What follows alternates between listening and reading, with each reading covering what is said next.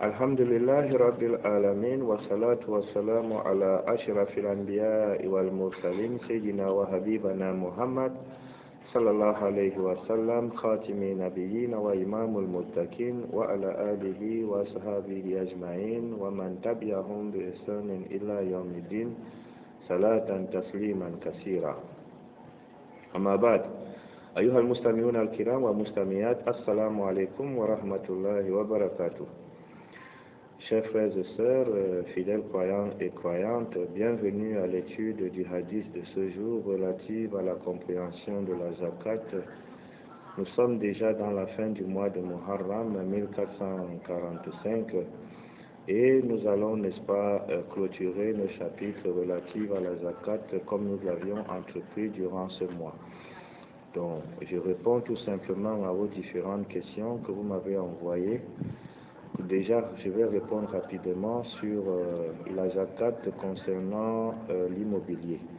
Donc, toute personne qui construit une maison tout simplement pour y habiter ne doit pas payer la zakat. Mais celui qui construit une maison pour recevoir un loyer chaque fin du mois doit payer la zakat sur la valeur de la maison qu'il a construite. Ça veut dire que si la maison a été construite à 6 millions de francs et qu'il perçoit un loyer chaque mois, alors il va payer une zakat qui est équivalente à 150 000 francs chaque année.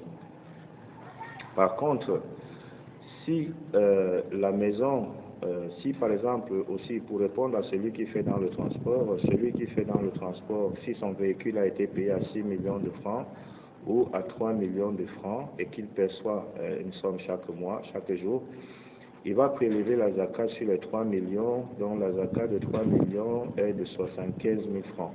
La zakat de 6 millions est de 150 000 francs qu'il va prélever après avoir fait 12 mois de fonctionnement. Non.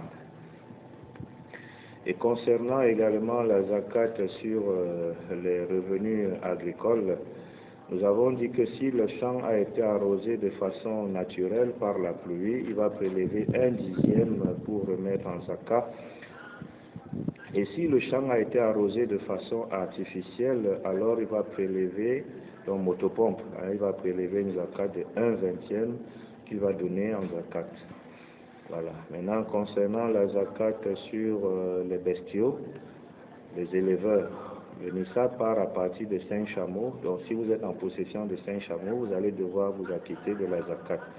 Et si vous avez des bœufs ou des moutons, et des bœufs ou des vaches, il faut être en possession de 30 bœufs ou 30 vaches afin de vous acquitter de la zakat. Maintenant, si vous avez des moutons, il vous faut 120 moutons afin de vous acquitter de la zakat. Donc, Allah nous facilite la compréhension. Au niveau de Jikbet ou Zakat Cameroun, nous collectons la zakat, nous l'administrons et nous la redistribuons aux ayants droit cités dans le Saint-Coran, les 8 catégories que vous connaissez très bien.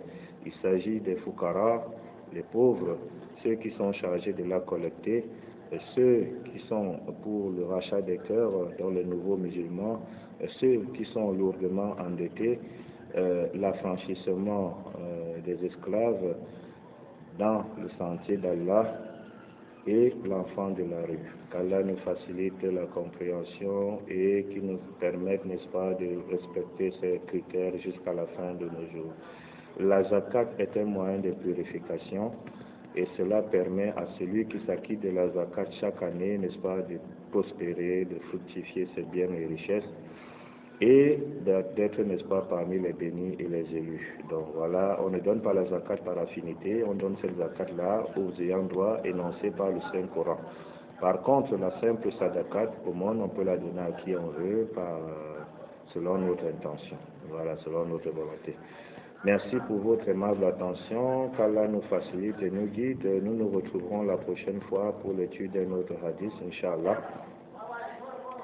Beitou Zakat, vous pouvez nous contacter via notre adresse email beitouzakat@gmail.com ou encore jitbeitouzakat@gmail.com ou également nous contacter via nos différents numéros de téléphone plus 237 677 26 47 31 pour MTN et Orange 698 72 06 98 72 78 76.